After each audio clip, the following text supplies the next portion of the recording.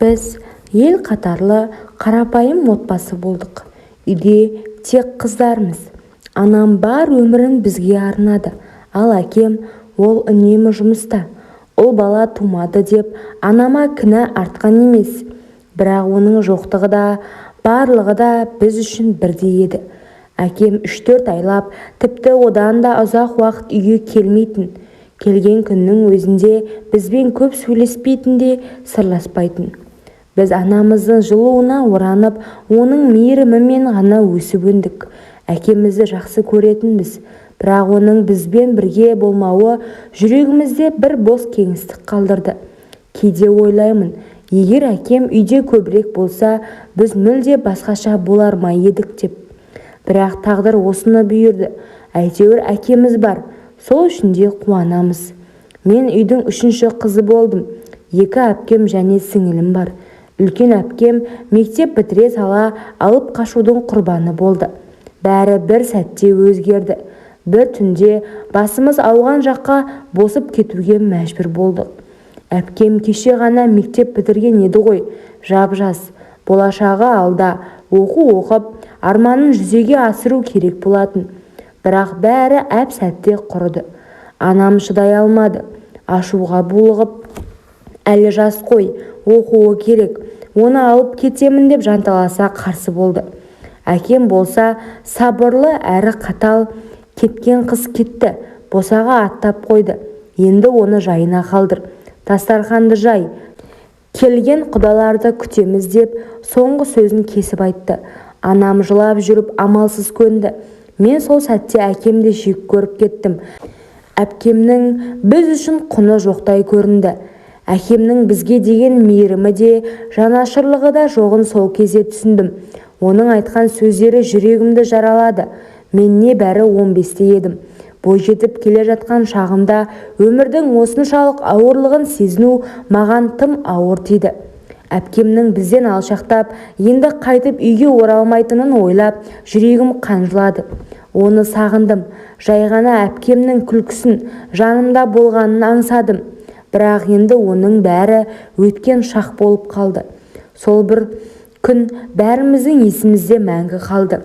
Әпкеміздің тойы алғашында көңілсіз көрінгенін байқап, іште алаңдап едім. Бірақ көп ұзамай бәрі түсінікті болды. Әпкемнің жүзіндегі бақыттың белгісін байқамау мүмкін емес еді. Сол тойда әпкем өзінің сүйген жігітіне тұрмысқа шыққанын білдім. Бәрімізден жасырып, онымен кездесіп жүрген екен. Бұған дейін байқамағаным үшін де өзімді кінәлағандай болдым. Бірақ әпкемнің бақытын көріп менде қуанып кеттім. Той шын мәнінде керемет өтті. Әпкемнің арманы орындалғандай көрінді. Бәріміз мәз-мейрам болып тарқастық. Арада 3 жыл өтті. Әпкем мен жездем бөлек шығып қалада тұрды. Ал мен мектепті аяқтап, оқуға түсу үшін өзімнің жолымды іздеп жүрген едім. Әпкем тұратын қалаға оқуға тапсыруға шешім қабылдадым. Тіпті ойланбастан таңдай салған қала еді. Бірақ менің таңдауым дәл келді. Грантқа түсіп, сол қалада оқу бақыты бұйырды. Үйдегілер бұл жаңалыққа қуанды. Бірақ бәрінен де әпкемнің қуанышы ерекше болды. Ол маған дереу телефон соғып, «Жадок, жатақханаға жатпайсың, менің қасыма кел. Жездең де сені шақырып жатыр. Біздің үйде бол», деді шынайы қамқорлықпен. Анам да риза болды. Содан мен чемоданымды жинап, әпкем тұратын қалаға пойызбен аттандым. Вокзалда жездем күтіп алды. Оның жылы шырайлы күлкісі мен әзілдері менің көңілімді көтеріп жіберді. Осылайша мен әпкемнің отбасына жақын бола түстім. Жаңа өмірім осылай басталды. Алғашқы студенттік өмірім басталып кетті. Әпкем мен жездем мені ешқашан ақшадан қыспады. Барлық жағдайымды жасады. Әпкемнің тұңғышын қарайтын едім. Балаға қамқор болып жүргенімді көріп, жездем де маған ерекше жақсы қарады. Мүмкін сол үшін бе, әлде басқа бір себеп бар ма, оны алғашында түсінбедім. Көп замай әпкем 2-ші баласына жүкті екенін білді. Бірақ оның жүктілігі қиын болды. Токсикозы қатты мазалады. Әпкем әлсіреп, жиі демалуға мұқтаж болды. Ал мен үйдегі шаруаны өз мойныма алдым. Сол кезден бастап жездемнің мінез құлқы өзгеріп шыға келді. Алғашында оның қалжыңы ма деп мән бермедім, бірақ ол маған ерекше назар аудара бастады. Бірде сабақтан шаршап келіп, бөлмемде ұйықтап қалған едім. Қатты шаршаған болуым керек, ештеңені сезбей терең ұйқыға кетіппін. Қапелімде жездемнің бөлмеге кіргенін де байқамадым. Аяқ дыбысынан да, есік ашылғанынан да оянбадым. Тек бір сәтте денемді біреу ұстағанын сезіп, шошып ояндым. Көзімді ашқанымда жездемнің менің жанында тұрғанын көрдім. Оның бет әлпетіндегі өзгеше жүз, қолдарының маған тигенін сезгенде бойымда қорқыныш билеп алды. Ол шегінбей, тіпті жақындай түсті. Түк түсінбей, үнсіз қалғанмен қатты дауыстап жібердім. «Не істеп жатырсыз? Әпкеме айтып беремін» деп айқай салдым. Жездем абдырап қалып, ештеңе деместен бөлмеден шығып кетті. Сол сәтте мен не істерімді білмедім. Бұл оқиға мені әрі шошытып, әрі намысыма тиді. Мен әпкеме бұл туралы айта алмадым. Себебі ол токсикозбен қиналып жүрген еді. Оған ауыр соғатынын білдім.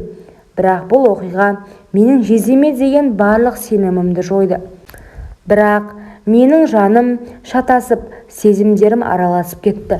Алғашында жездемнің сол әрекеті жүрегімді жаралап, қатты ашуланған едім. Бірақ уақыт өте келе, сол бір сәт есіме түскен сайын бойымда түсініксіз сезім оянатын болды. Оның мені асықпай ұстағаны, денеме тиген алақандары көз алдымнан кетпей, көңілімді мазалай берді. Бұл ойлар маған маза бермейтін, өзіме өзім ыза болдым. Неге мен бұл туралы ойлаймын? Неге сол бір сәтті қайта сезінгім келеді? Бұл сұрақтардың жауабын таба алмай, күндерім ауырлап кетті.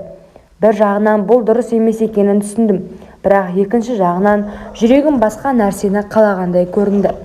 10 күн демалып келген әпкем токсикоздан айықпады. Екінші мәрте платный емханаға тағы жатты. Сол кезде мен өзіме ие болмай сезімге берілдім. Ашық киініп жездемнің көзіне түстім. Ол да шөлдеп жүрген. Маған сүрікше жабысып бастады.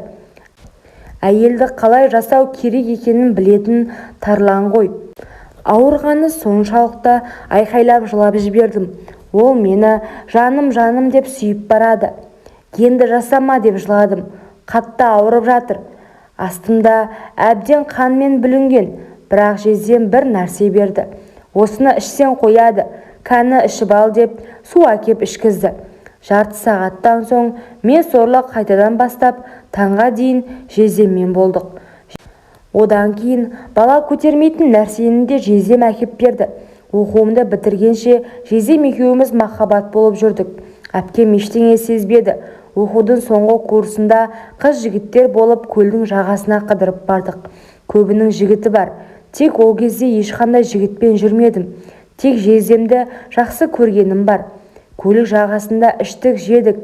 Жаман суды көп ішкенмен өзімді ұстай алмай әр жігітке жабыстым. 3 қыз, 6 жігіт болып барғанбыз. 2 қыз жігітімен оңаша кетіп қалды. Мен 4 жігітпен қалдым. Әр қайсысына жабысып, өзімнің берілгенім есімде. Олар мені кезек-кезек жасап жатты. Мен рахат алдым. Таңға дейін 4-еумен болдым. Тіпті жалықпадым. Бірақ 2 аяғым ауырып жүруім қиындай түсті. Таң ата үстім сасып үйге келдім. Орланып ақырын кіріп душқа түсіп жуынып алдым. Сағат түскі 11-ден өте әпкем оятып, ауылға бір шаруалармен кетіп бара жатқанын айтты. Ұйқылы ояу ұя деп қайта ұйықтап кетіппін. Кеш болғанында байқадым. Жездем келіп оятып алды. Содан өзінің тірлігіне көшіп бастады. Бірден білді ол. Кешегі түннен кейін менікі ісіп кеткен. Мойнынан қылқындырып, кіммен болдың? Неше еркекпен болдың? Деп ашуланып сұрақтың астына алды. Қатты ашуланып сұрағына жауап алған соң менен көңілі қалды.